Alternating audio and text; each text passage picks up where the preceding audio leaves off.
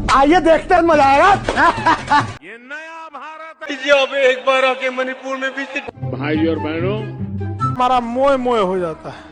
Hello guys, welcome back to my another video. तो guys आज हम वीडियो में बात करेंगे पॉलिटिशियन के बारे में, जैसे कि ध्रुव राठी और खान सर की मैं कुछ क्लिप ऐड करूँगा, उसको देखना आप। तो गाइस मैं एक ध्रुव राठी की क्लिप ऐड करूँगा इलेक्ट्रॉनिक बॉन्ड्स के बारे में। देखो कितने अच्छे से समझाया उसने, सरकार क्या कर रही है उन पैसों का। आइए देखते हैं, मजा आएगा। एक ये इलेक्टोरल बॉन्ड्स काम कैसे करती है। एक इलेक्टोरल बॉन्ड को आप बेसिकली समझ सकते हो दोस्तों, एक कूपन की तरह। कंपनी बैंक को जाकर पैसा देती थी और ये कूपन खरीदती थी, और ये कूपन जाकर पॉलिटिकल पार्टीज को दे दिया जाता था, और पॉलिटिकल पार्टीज उन कूपन्स को रिडीम कर सकती थी और जो बैंक में रखा पैसा था उसे एक्सेस कर सकती थी। तो थ्योरी तो आपने बहुत समझ ली दोस्तों, अब प्रैक्टिकल पर आते हैं, असली घोटालों की बात करते हैं। अगर इस पूरे घोटाले के भंडार को एक लाइन में समराइज करना हुआ दोस्तों, तो इसे कुछ इस तरीके से किया जा सकता है। तुम मुझे चंदा दो, मैं तुम्हें धंधा दूंगा, और चंदा नहीं दिया तो ईडी का फंदा दूंगा। इन सभी घोटालों में 3 एंटिटीज इन्वॉल्व है। पहला, पॉलिटिकल पार्टी जो सत्ता में है, ये बीजेपी हो सकती है सेंट्रल गवर्नमेंट में, या कोई भी और पार्टी जिनकी स्टेट गवर्नमेंट है। दूसरा, बड़ी बड़ी कंपनियां जिन्होंने चंदा डोनेट किया है इलेक्टोरल बॉन्ड के जरिए।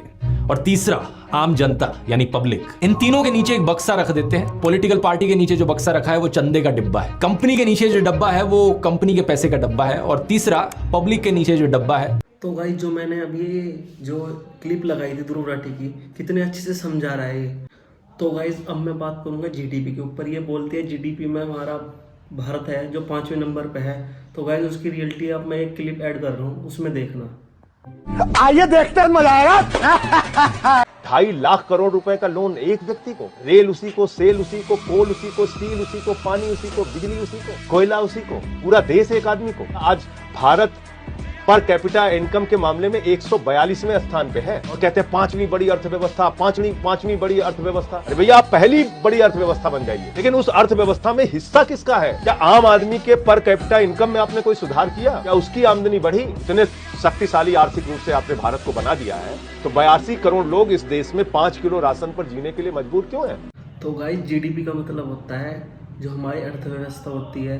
तो गाइस लोन लेने से जीडीपी नहीं बढ़ती। जो राशन मिलता है, 5 किलो मुफ्त राशन मिलता है, वे देखी जाती है। अगर वे आज 5 किलो राशन ना लेके अपने खुद की मेहनत करके कमाए हुए, वो होता है जीडीपी बढ़ना। लोन लिए जाओ, जीडीपी बढ़ाओ, इससे कोई फायदा नहीं होता। ये जीडीपी नहीं मिल रही, हमारा देश अंदर से कमज़ोर पड़ रहा है गाइस। तो गाइस हमारे देश में एक चीज़ और चल रही है, जो मोदी को चंदा ना दे उस पर ईडी के नोटिस भिजवा दो, और फिर उसे जब मोदी की पार्टी में शामिल हो जाता है, जिस पर नोटिस जाता है, फिर उस पर ईडी की जांच भी नहीं होती। गाइस मैं एक क्लिप ऐड कर रहा हूँ मोदी की ईमानदारी। क्या मोदी ईमानदार है? क्लिप में देखो। सिंचाई घोटाला बीजेपी में शामिल, एविएशन घोटाला प्रफुल्ल पटेल बीजेपी में शामिल, महाराष्ट्र सदन घोटाला छगन भुजबल बीजेपी में शामिल, हसन मुशर्रफ शुगर मिल घोटाला बीजेपी में शामिल, हाउसिंग घोटाला नारायण राणे बीजेपी में शामिल। तो मैं कैसे मान लूं मोदी जी की आप ईमानदार हो? ये देश मेरा भी है, अगर इस देश में कुछ गलत होगा तो मैं बोलूंगा, मैं किसी के बाप से नहीं डरूंगा। तो गाइज मैं एक और क्लिप ऐड कर रहा हूँ, जो मणिपुर में हिंसा हो रही है इतनी ज़्यादा। गोदी मीडिया पे भी एक कुछ शो नहीं चला रही, उस पर ना ही लद्दाख पे चला रही और ना ही मणिपुर पे चला रही। तो गाइज मैं एक वीडियो क्लिप ऐड कर रहा हूँ इसमें, जो बॉक्सर है वो मणिपुर के लिए क्या बोल रहा है प्रधानमंत्री से, जब भी उसकी बात नहीं सुनी जा रही। ऐसा कैसा हुआ है हमारे देश में। और मोदी जी आप एक बार आके मणिपुर में विजिट कर लीजिए। मोदी जी, ये चुंगरिंग मेरे तरफ से मैसेज देना चाहता हूँ। हिंसा हो रहा है मणिपुर में, ऑलमोस्ट 1 ईयर हो गया, और हर दिन लोग मर रहा है, और रिलीफ कैंप में कितना लोग रहता है, खाना पीना अच्छी से नहीं मिल रहा है, और बच्चा लोग अच्छे से पढ़ाई नहीं कर रहा है। हम लोग फ्यूचर के लिए बहुत परेशान है मणिपुर। और मोदी जी आप एक बार आके मणिपुर में विजिट कर लीजिए, और जल्द से जल्द मणिपुर को शांति चाहिए प्लीज। सोनम वांगचुक का कहना है कि लद्दाख में चाइना कई किलोमीटर तक घुस चुका है। बिल्कुल सही कह रहे हैं सोनम वांगचुक, लेकिन चाइना के मैटर पे हमारा मोह मोह हो जाता है।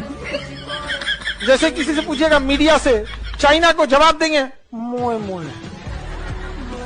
पीओके हमारा है, सीओ के मोह मोह। हम पाकिस्तान को जवाब देंगे और चाइना को।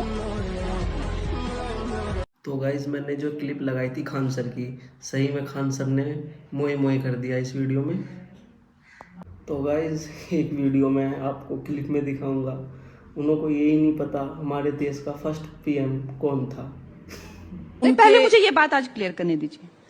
जब हमें आजादी मिली तो the first prime minister of India Subhash Chandra Bose. क्या बोला तूने? तो the first prime minister of India Subhash Chandra Bose, कोई सेंस है इस बात की?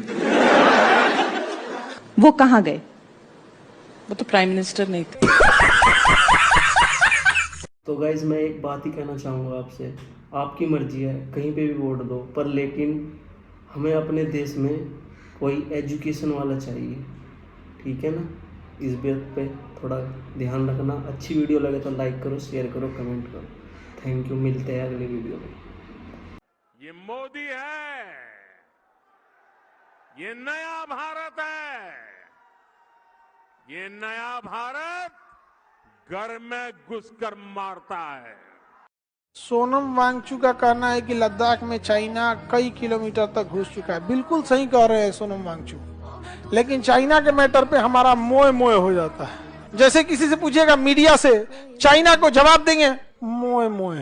पीओके हमारा है और सीओके मोए मोए। हम पाकिस्तान को जवाब देंगे और चाइना को। किसी से पूछ के देखिए ना तरी, चाहे हमारे प्रधानमंत्री हो या रक्षा मंत्री हो, विदेश मंत्री हो, कोई मंत्री हो, सबका क्या हो जाएगा।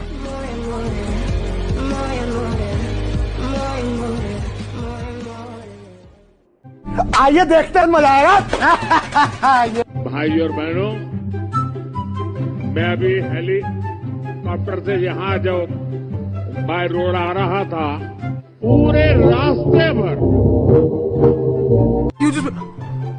ये कैसे हो गया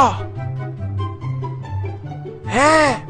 मैं अभी हेलीकॉप्टर से यहाँ जो बाय रोड आ रहा था, हेलीकॉप्टर हेलीकॉप्टर